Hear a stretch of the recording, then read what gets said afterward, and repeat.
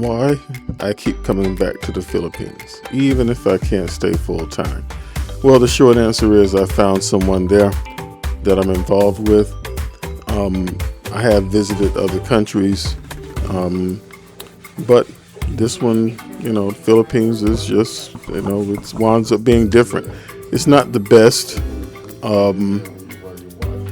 It's not the best. It's not the greatest country you can go to. Sometimes, in some ways, it's not the cheapest. But hey, it's what's really pretty much got into me for right now. I'll just say that. I can't explain it. And it's a certain kind of feeling that that you get when you go to a place that you just never really left in your mind, and that's how the Philippines feels for me.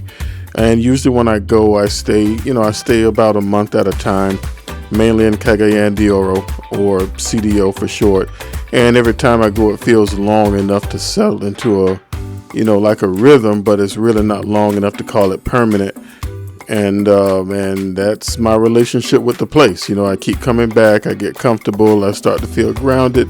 Then I got to go again, not because I want to go or leave, but hey, I can't stay full time. I still have to work, and that's the reality. And that's pretty much what shapes everything. I mean, a lot of the people there, a lot of the guys there, a lot of the vloggers, they're there, full time. So they're giving you the, the boots on the ground type of thing. But for a lot of us who watch those videos, we can't stay full time, or a lot of guys just thinking about, just taking their first trip there.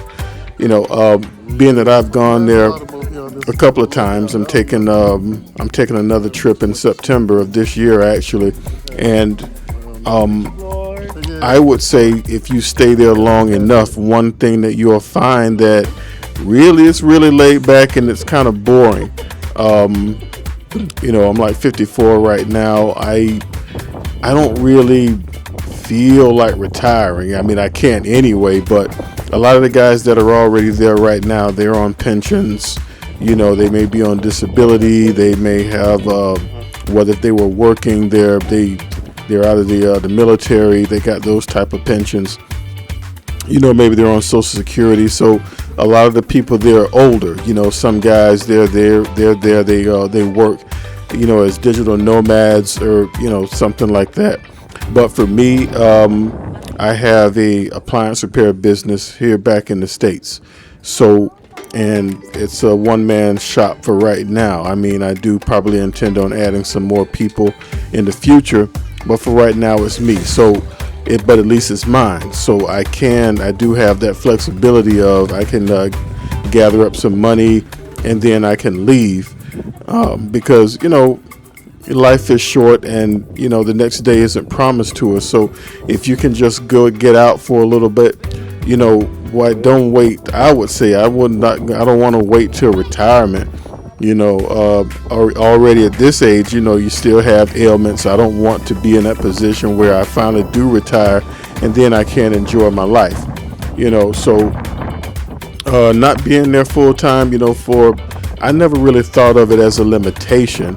I'm looking at, I can't build a full-time life there anyway. I mean, I can't stay as long as I want anyway, but I would, if I do, I wouldn't want to stay there over 6 months for right now, the way I feel. I can't really decide. And if you were the type that you think you want to just retire over there, but you haven't been, you should at least go first and try to make it longer than 2 weeks. A month to me is good. I think maybe even 3 months might be ideal. But if I do that, that's what I would like to do ultimately anyway. But over time, I started to see that this in-between way of living, it's got its own meaning. It comes with trade-offs, but it also comes with an appreciation that I might not have had if I lived in that one place without interruption. And when I'm there, I notice some things differently. I notice how quickly I fall into a routine. And after a few days, the place stops feeling like a temporary stop and it starts feeling familiar again. And that's one of the things I like most about staying around for a month at a time. It's not just a quick trip where everything feels rushed and scheduled. It's enough time to settle down, get over that jet lag, breathe a little bit, and even live normally. And that's important to me. It should be important to anybody, because you kind of need time for that honeymoon phase to blow over. And I'm not chasing some fantasy version of travel where every day's got to be an adventure. I'm not, I said this in another video, I'm not out jet setting every day. Maybe more like twice a week that I go out exploring, and I enjoy that. Other than that, I do go out walking every day. So what I enjoy most is that ordinary side of being there, going out among the locals, waking up knowing where I am, getting used to that pace again, feeling that shift where the place stops being somewhere I'm visiting and starts feeling, at least for a while, like it's part of my life. In CDO, especially because I've been over different places in the Philippines, but man, CDO has become the center of that feeling, and that's where I mainly stay. And because of that, it holds a different kind of familiarity. It's the place my mind goes to when I think about my time in the Philippines, not in like a dramatic way, just that steady way that certain places attach themselves to you through repetition, through time, and just through returning. And it's something meaningful about going back to that same place again and again. The first time you arrive somewhere, everything's new. After that, what grows is not novelty, but you get like a connection. You start to learn people. You start to see the same people, and they remember you, even though I've been away for a couple of months, like, hey, Kevin, and you start recognizing the atmosphere instead of just observing it. The experience becomes less about discovering a place and more about re-entering it. And that's what it feels like for me when I go back there. And that's why, every time I leave, it always feels a little unfinished, because it's a whole lot of other things that I found out that I just didn't do. A lot of things to discover. All this stuff on Travel Advisor, once you've done that, it's good to go and you're like, some people are just you meet some of the locals and you're like, have you been here? I'm like, no, I haven't been there. So those are some things, also you get to see other things and that are off the beaten path that you don't know, that are just in Travel Advisor, but the locals know more stuff. And, you start getting that, I never really get to experience the Philippines in a full-time, open-ended way. I experience it, you could say, in chapters, 1 month at a time. I get there, I adjust, I enjoy the rhythm, and then I leave before it stops feeling special, and that's beautiful. But it's also frustrating. So sometimes I wish I could stay longer without having to think about responsibilities waiting for me somewhere else. But work is real. I mean, hey, 2026, this economy is crazy. So it's not a minor detail in the background, and it's one of the reasons I can't just stay there full time, no matter how much I might even enjoy the idea. And another, I got 2 kids at home. Well, they're adults, but if you got children, they'll always be children to you. But they're young adults, and they're single, and they still live with me. Hey, and every time I say I'm going, they're like, "Oh, Dad, when you coming back?" So they miss me. I miss them. That matters a lot too. They're not married and have their own families yet, so I feel a lot better about staying longer if that was the case. So I know a lot of people can relate to that feeling. You're getting pulled in 2 directions, to a life you enjoy, and another one towards, a life that you got to maintain.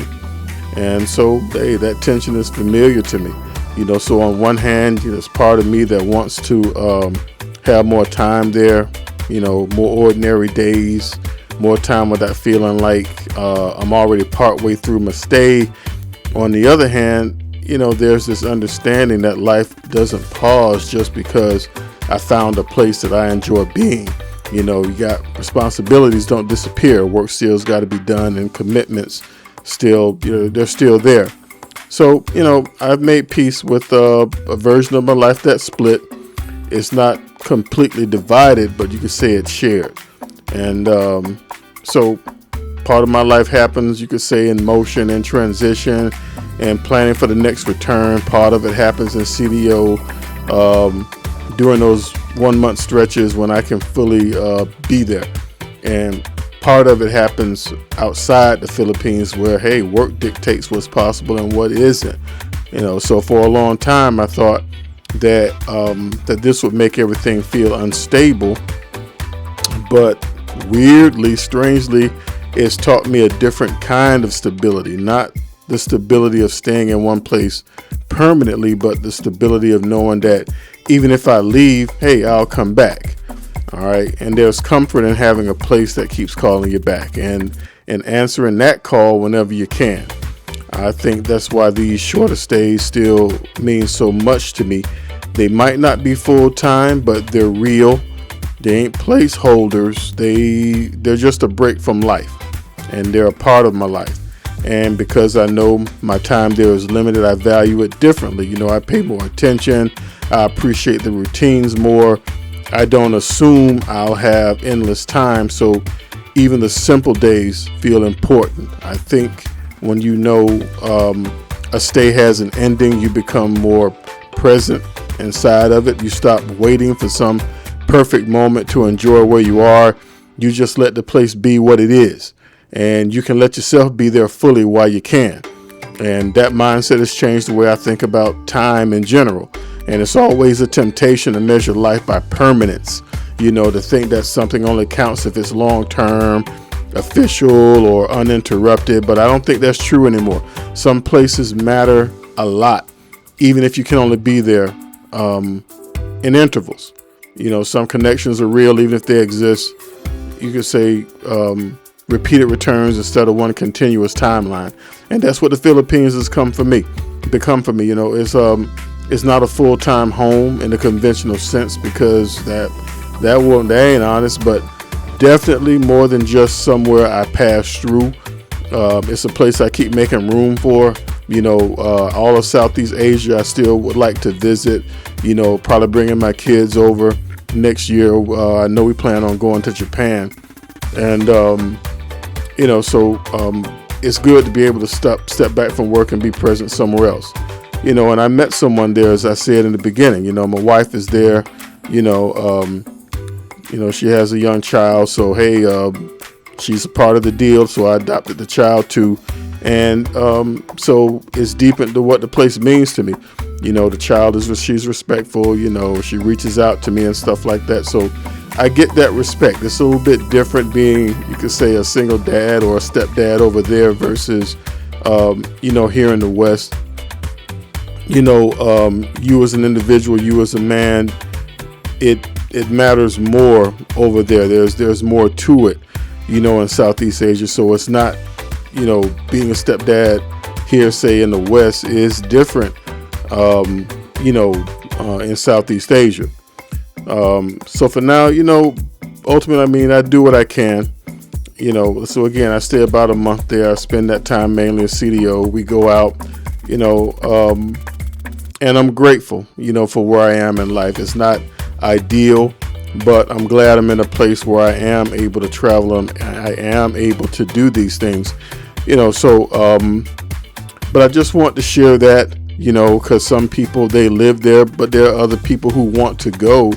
But, if you're in that position too, where you can't stay in a place full time, but you want to visit, there are just some things that you can do. And I do have videos where I pretty much gave my 2 cents on that as well, but that's why I go. Some people would say, man, all that going back and forth, every person has to decide, is it worth it for them? And for me, at least at this stage where I am right now, I'm good with it, so sometimes, a month isn't enough to remind you of what you value. But so even if I can't stay in the Philippines full time, hey, it still has a full time place in my mind. I'll say that. And that's why I keep coming back. All right. So that's it for now. Thanks for listening. If you have a comment or you have any wisdom you'd like to share on it, I'd appreciate your comments. Thanks for listening.